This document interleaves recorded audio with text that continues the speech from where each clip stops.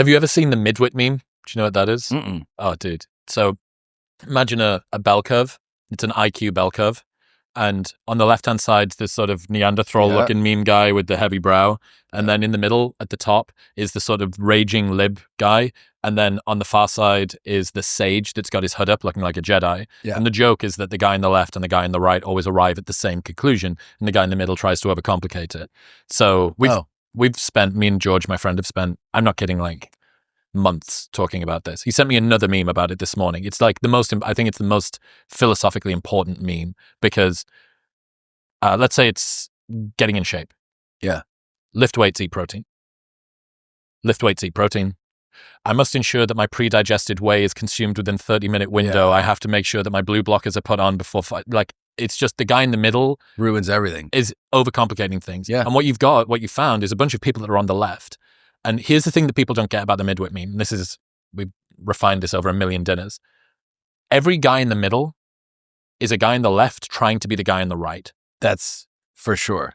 You can't be the guy on the right. It's impossible to be the guy on the right. The only thing you can be is the guy on the left. And some people just don't know they're the guy on the left. Some people are aware of that. Precisely correct. Yeah. Precisely correct. Yeah. Yes. So there's some people who are naturally gifted with that. Now, they've got some challenges too, that maybe they're going to get hit by things that they didn't quite see. Yeah. You know, rolling the dice and having these sorts of stories where like the miraculous recovery because of this guy's his inability to realize how ridiculous his goals are because he's not trying to be the guy on the right and ending up being the guy in the middle. He's like, I'm going to beat this thing. Yeah. But yeah, you can't be the guy on the right. You can only be the guy on the left. So what you're trying to cultivate, it's like cultivated stupidity is the best you can hope for.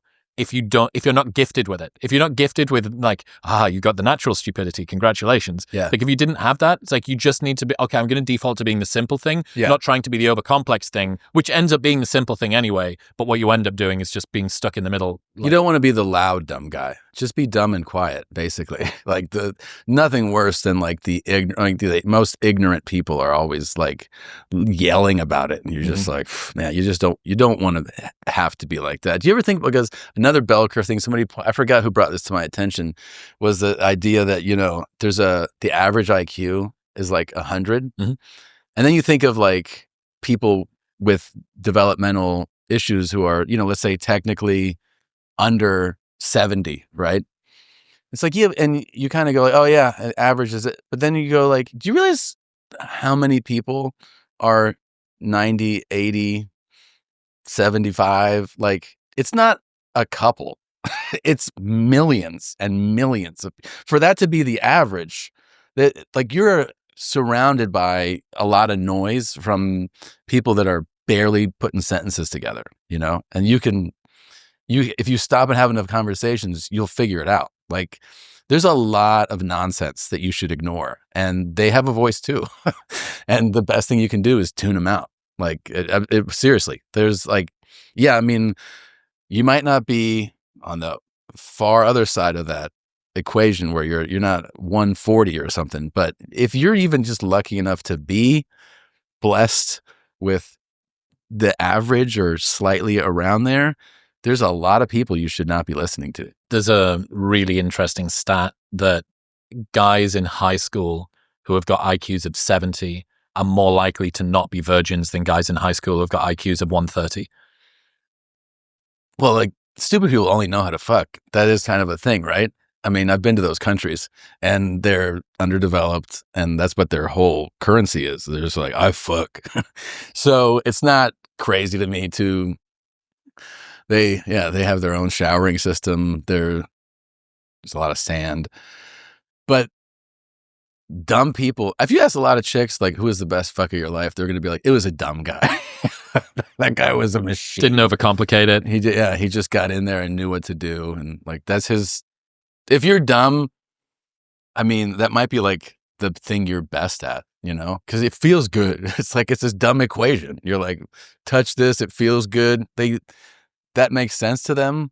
I feel like they're not introspective. They're not going to have well, they don't get in their own head about it, right? They're not the urologist reading his sheets. No. They're just in the moment. They're just in the moment and they just go, the guy on the left is the best fuck in the world. Who knew? He definitely is. Yeah. It's definitely not the guy on the far right. No. No. Well, yeah, I don't know. the idea of trying to be a little bit more simplistic. And another perfect example of this, in Atomic Habits by James Clear, he talks, I think it's like the head of the Chinese weightlifting team, and they're super advanced. They're getting these kids from like 5 years old, right? Yeah. It's a religion, weightlifting in China. And he asked, what is the difference between the guys who are world champions and the rest of the elite? And he said, the guys that are world champions are prepared to come in and do the boring things without complaining and realizing that it's not supposed to be there. It's like, oh, okay. So if you have this cultivated stupidity where you can say, look, this is going to suck, and I shouldn't rail against the fact that it sucks. Matt Fraser, who won the CrossFit Games 5-6 times in a row, he did an engineering degree, and there's a story in Chasing Excellence by Ben Bergeron where he says, he would memorize his entire engineering textbook page for page. And if he got one word wrong, he'd go back to the start and do it again. So this guy, basically very, very smart, very, very driven. But then he had to have this cultivated stupidity thing. If you're going to go and do monostructural work on a rowing machine or a ski erg or a air runner or whatever, you need to go and go, this is going to be 90 minutes at 140 BPM. It's the zone 2-y boring. It's the most boring thing. It's not even going to give me the satisfaction of feeling like I've worked. Yeah. Like I've got to just sit. But I know that it's going to help my steady state kind of, conditioning improve. Go slow to go fast. And so like, it's kind of back to the thing though, that like those elite athletes are either so smart that they know to be the guy on the left. Yeah. Or they are the guy on the left. Who just goes, show up and do it. This feels good. The fucking midwit meme is undefeated. But I mean, that's why I find it interesting when sports stars get criticized for boring or basic post-match interviews. I do too. You're like, what did you expect? Yeah, and also he didn't sign up to be a great interview. He or she, like that's not part of that. You're making that. You're putting that on them, that they have to be fantastic and charismatic. Because you're using your own barometer for what you consider to be successful as a non-elite athlete. Yeah. This person is just fucking hitting forehands and backhands. That's what they're supposed to be good at. Lift weights, hit ball. That's it. And like they did it well. So like whatever comes after that is like, you're projecting onto them. Oh, I can't believe that they said this or they had an attitude. Why? Like, or that they didn't give like an eloquent answer. Like this supposed to be a philosopher. It's like it's a fucking Neanderthal half the time. For every Tom Brady or Aaron Rodgers, there's like 200 guys on the left. Like someone that I've thought really deeply about this. I understand exactly what it means to me, etc., etc. Tell you one sport that actually feels like that's not the case, where everybody is the guy on the right. Formula One. I don't see many of the drivers in Formula One. Dean, is anybody in Formula One? Is Dean here? Anyone in Formula One the guy on the left? Is there any like Neanderthal, super simple, like drive car fast, go sideways people? Danny Ricciardo, maybe, but he's more like the party guy on the left. He's like the guy on the left, but in a party hat. But you know what I mean? Yeah. You like Danny is, though, he's a pretty nuanced thinker. Like he has this persona of like, because he is like fun, all that, but then you sit with him and you talk and you realize, yeah, these guys are all. Oh fuck! You went to that. That's where you met Zach at that party, right? When you were at some F1 party, was that not something to do with Danny Ricciardo? Was it last year or the year before? Yeah. I'd met Danny in Australia at his place. I went to and then when he had his party, that's right. Zach was at that thing here. Yeah, and everyone accused him of being Pedro Pascal from Wish. That's right. On Instagram. I mean, he looks a lot like fucking Pedro Pascal. He still does. It's not a bad thing, man. He's got a good thing going on. I thought the new hair was for a new part. And I was like, what are you in? Yep. Yeah. No, but you're right. Those guys they're pretty bright. They're pretty bright guys. Maybe there's some correlation between high performance driving and you can't be a box of rocks. There's certain things that are so technical. Yeah. I would imagine, for instance, golf.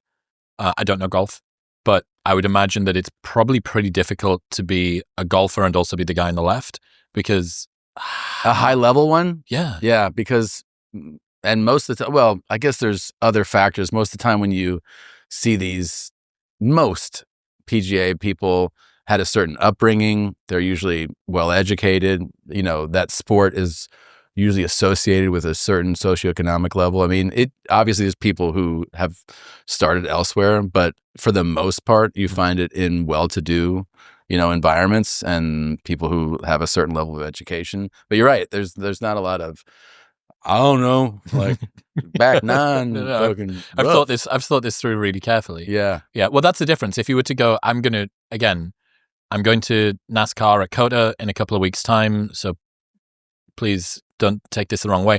I don't imagine that the NASCAR drivers have quite the same mentality that the Formula One drivers do. I imagine that you could get some more guys on the left in NASCAR, despite the fact that it's probably a very similar sort of sport. Yes, that's 100% true, for sure. Yeah, I mean, the Formula One guys for the most part are more sophisticated. Yeah, dialed. But also, I mean, there's definitely some really bright people who've done the NASCAR, and then there's some people who just go like, foot down, turn left. Down, just hold on, baby. Yeah, that's definitely true. And then I think you find more guys on the left if you're talking about violent sports too, right? So 100%. No one's going to Nate Diaz for his sort of deep philosophical insights about stuff, but holy fuck, he is going to annihilate you. And there's that. I've heard these stories about his and his brothers, they do triathlons and sort of this endurance racing thing. Their ability to put their head down. I don't that's one that you're drawn to do things that you naturally have some skill at, right? Or it feels good to do. And then you naturally reject things where you're like, I'm not good at this and I don't like this. Like with sport, right? Like you just always are doing the things you have some skill at and you're like, I don't like this other thing. These fucking ultra marathon people, part of it I realize is that it's just not in me, and I don't even understand this mental aspect. And I've talked to a few where I'm just like, I don't understand how you're doing this 150-mile horrible idea. How? But that just speaks to it's again, I feel like you want to be the guy on the left for that. You don't want to have as much awareness. There's certain sports where it's a real competitive advantage. There's this kid called Ned Brockman out of Australia. So when I did my tour over there, I had him on the show. He ran 1,000 kilometers or 1,000 miles around a track. And it took him just over a week.